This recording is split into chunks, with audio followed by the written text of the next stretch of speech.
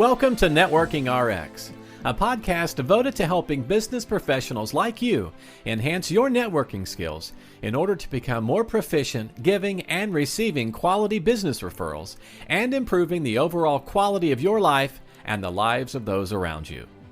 The Networking RX podcast is a production of AmSpirit Business Connections, an organization whose mission is to empower business success through networking. Welcome back to another episode. This is the Networking RX. I'm Frank Agan, founder and president of AmSpirit Business Connections. Thanks for tuning in. Thanks for subscribing. About a month ago, actually it was, I released this episode on February 2nd. It's titled, Stop Catcalling and Word Vomiting. If you got a chance to listen to it, I had on with me the owner of Sales Maven, Nikki Rausch, and she talked about just the types of things that she teaches her clients with respect to relationship selling. Great interview. Check it out. Episode 431. Again, February 2nd, entitled Stop Catcalling and Word Vomiting. At any rate, we had a nice conversation before and after, and I, as often, she asked if she could put me on her newsletter. And I'm like, fine, I would be happy to be on your newsletter. I love to get newsletters from individuals.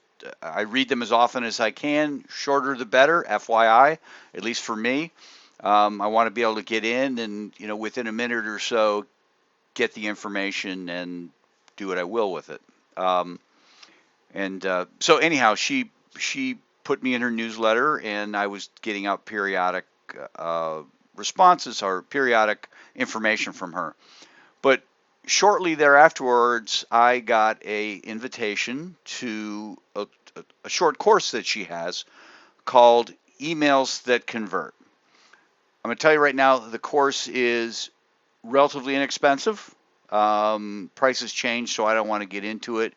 I want to say I spent less than $30. I think it normally goes for $97 or something like that. Again, I don't want to commit to prices because she might be changing them.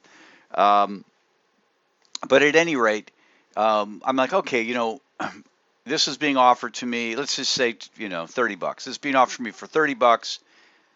Why not? I might be able to learn something here. And, we all think that we know it all until we find out we don't know it all. In other words, you'll write an email and you'll think, okay, wow, that's really well written. And it's possibly well written. It's possibly very well written. You've got the King's English in there, the Queen's English, however you term that, and all the punctuation, no typos, everything's clean. But the email still stinks.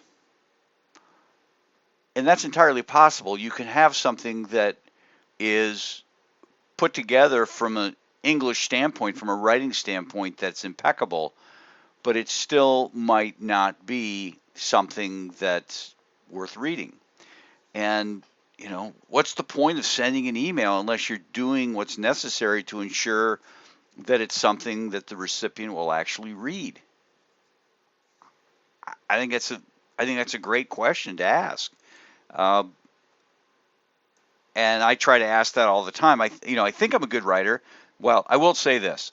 I have lots of typos. I just do. I try to clean them up. In editing my books, I found dozens, and other people found others, and just little typos. The form of "there" being used in the wrong way, and there was just, I have lots of good ideas, and I may be able to articulate them. Of course, I like my writing style, but I try to have an easy to read writing style, and but I have lots of typos. But I think, okay, my stuff is well written, it's concise, it's engaging. But then when I got this email from Nikki saying, hey, I've got this course, and these are things I train my people, and it's only, again, $30, even if $100, that's, it's a course that I could take at my own pace, so I'm not having to dial in at a certain time every week. If I have time, I can just hammer on it all over a weekend, or I can space it out, depending, kind of study at my own pace, and I can go back and look at things again and again. And I believe once you sign up, you have access for the information for like 30 days. So I did. But and I'll include a link to the course in the show notes. But I'm going to quickly, I'm not going to teach the course. If I'll give you a primer on it. She goes into a lot of facts and figures, lots of things that she's the sales maven, things that she's seen, and so it's worthwhile to hear what she has to say. From my standpoint, even if the original price of the course I think was $100, even at $100, if I can get one more person acting on an email that I've written, read and act on an email, it's worth it. It's worth it.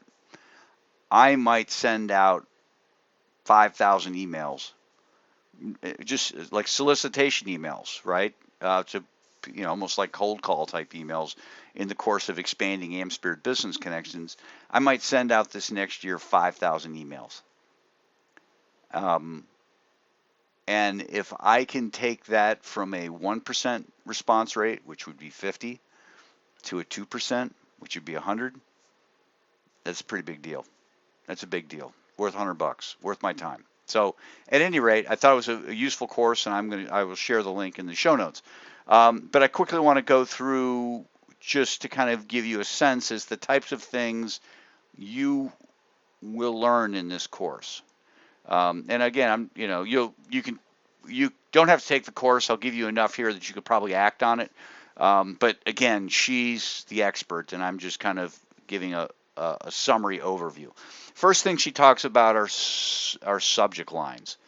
And really that makes so much sense to have a great subject line. But what she says in here in the course is, what are you drawn to? And then what are the things that, why do people actually buy from you? Don't be salesy. And I think the don't be salesy thing is a big turnoff for me. What I try to do now since taking this course is I look at the subject lines that I'm drawn to, the subject lines that want to make me click, and I'm like, okay, yeah, I need to take a lesson from that. That's cool. Even amongst the franchisees within AmSpirit Business Directions, we're starting to share, hey, this one seemed to work, this one seemed to not. But one of the tips that she gave, what I'll call her pro tip, was when you're at the grocery store or at the store in the checkout line, whatever it is, Target, Walmart, Kroger, whatever it might be in your area, look at the magazine covers for ideas. Magazines spend thousands and thousands, maybe millions of dollars on that wording. They just don't throw something up there. They have a system. They have a way of vetting how things are worded. Take advantage of it. You can learn a lot from that. But it's important. Subject lines are important. Second thing she talks about in her training is you need to look at the perspective. It's not about you. Your email's not about you. So you need to avoid words like I, we, and go with you. And that's not easy, because when I took the course, I went back and looked at a couple of my key emails that I send out, my build relationship type emails, and it's a lot of I. I want this. I want that. It's not about me. It's about you. And so her pro tip is that you need to spend about 80% of your time working in the you. This is for you. It's not about me. It's not what I want. So you got to change that perspective. And the example I pulled from this, I'll share quickly, and she has lots of examples. When you take the course, you get a training book as well. Her example was, here's a bad one. Instead of going, we are an online marketing company specializing in SEO, we help our clients in creating a robust online presence. Instead of that, go with, when's the last time you took a serious look at your SEO? Clients hire us to make recommendations creating a robust online presence. It's a little tweak. It's less I, we, and more you. And it's only one or two sentences. She's a big advocate for using questions. Instead of saying, I want to tell you about, I want to tell you about our product. Go with something like, would you be open to hearing about what we have or our product? Not, I know what you're thinking, and I really hate that. I really hate where people are kind of putting words or thoughts in my mind. I know what you're thinking. I know what your big pain is at the office, your struggle in business. They don't know. How could you possibly know what my pain is? There was a time where I was worried that uh, my retiring assistant, Mary, I wasn't going to be able to replace her. That was my big pain for a while. And then I found Teresa. So, but nobody would know that but me. So don't tell me. So, I know what you're thinking.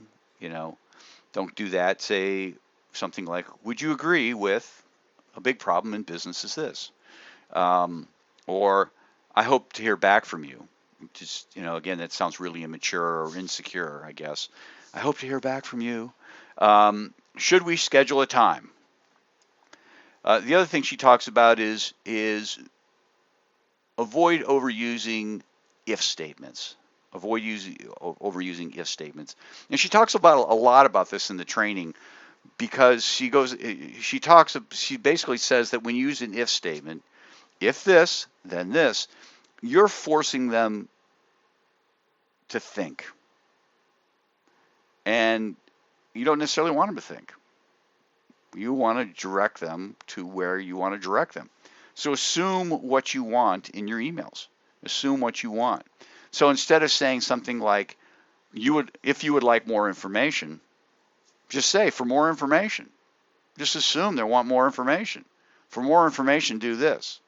If you want more information, do this. Then you've got to, okay, do I want more information? These are just subtle things, I get it. But subtle things, there are reasons why I don't open certain emails. And I don't know what those reasons are. It's very subconscious. These are some of the subtle things. And I'm starting to try to be more conscious of, okay, why does that bother me? Or why am I compelled to open that? I find myself very compelled to answer questions. So if somebody asks me a question in the subject line, I feel this compulsion like I need to answer. Now my wife will tell me, just ignore it, just ignore it. I'm like, you know what? I just feel this compulsion. I need to address it. She talks about making a push for a call, right? Business isn't generally done over email. I mean, if you're really in business, I mean, if you're selling something small, then maybe somebody's going to buy over email. Yes, I bought this course. It was less than $30. I bought it over email, right? I am not buying, a $3,000 package, $100 or $1,500 training over an email. I'm going to have a call. I'm going to have questions.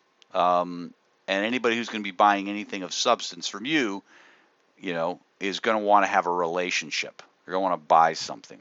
Yeah, there's cold calling, but there's no such thing as cold selling, right? People are going to want to have that relationship.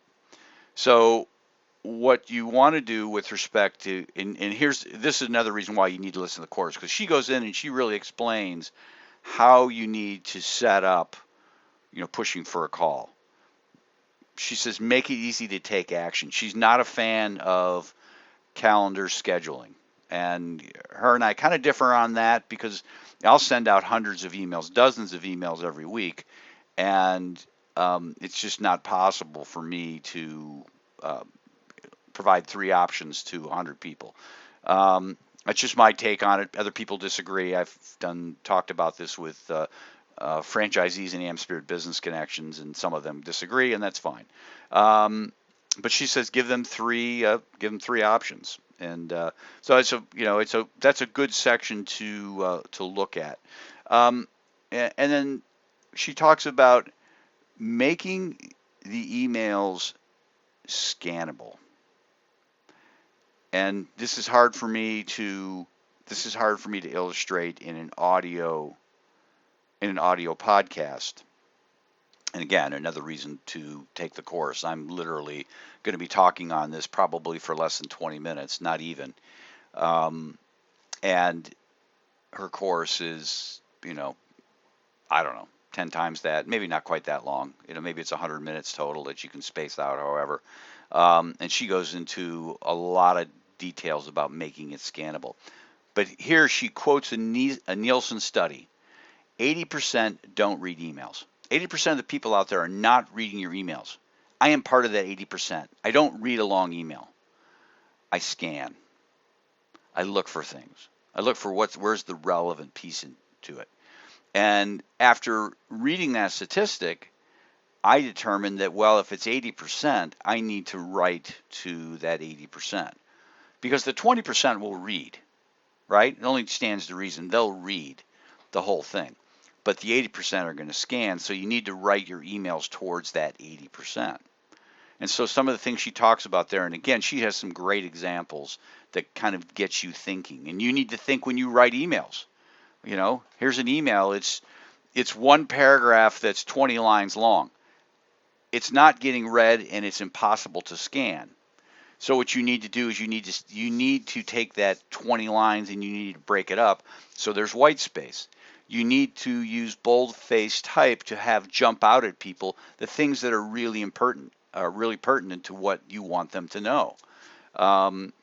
Bullet points. Bullet points are huge. So those three things help make the email more scannable, and when it's more scannable, it's more likely to be read. And what's the point of writing an email unless you're willing to do what it takes to ensure that it gets read? And again, it's hard for me to kind of cover that, cover what these, how to make something scannable. Again, her course, very good, relatively inexpensive, to be perfectly honest. You get a lot of insight out of it. I've gotten a lot of insight out of it. And if you want to listen to my interview with her, again, it's episode 431, Stop Catcalling and Word Vomiting, released on February 2nd of 2022. Quick summary, to have more impactful emails, the name of her course is Emails That Convert. Create more powerful subject lines. Use the appropriate perspective. Focus more on you, on them, than I and we. Use questions. Use questions to draw people along. Minimize if statements. If you'd like more information, contact me. To get more information, do this. Effectively move things to conversation and try and get people moving to conversation. One of the things I try to do is I try to put my ask right up front. I notice that sometimes people will have 3 or 4 sentences and the ask is all the way at the bottom. Here's the ask. I would love to have a conversation with you. I'd love to get a chance to get acquainted. And then a little bit as to why. Or here is my program I'd like you to attend. And then here's why. And then the last thing, make it scannable. Make that email scannable. For the 80% of us out there, do it. If nothing, do it for the 80% of us out there who don't read emails. We scan. We're busy. I'm a scanner. Anyhow, I will put I'll put the link in the show notes. Put it to use. Whether you listen to this, whether you take Nikki's program, maybe subscribe to her. It's very, very insightful. I think it's good that we learn. It's good that we learn. I'm glad I took the course. It hasn't solved all my problems, but it's enlightened me to the problems I probably have and need to, not all of them, but certainly some of the problems I need to address. Thanks for joining us on the Networking RX podcast. Please put what you've learned into action today and let us know if you have questions, comments, or ideas for future topics. You can email them to us at podcast@amspirit.com. That's AMSPIRIT.com. Finally, so you never miss an episode, be sure to subscribe to the Networking RX podcast through iTunes, Overcast, or however you receive your podcasts. Now get out and network with someone. The Networking RX podcast is the copyright production of AmSpirit Business Connection. All rights reserved.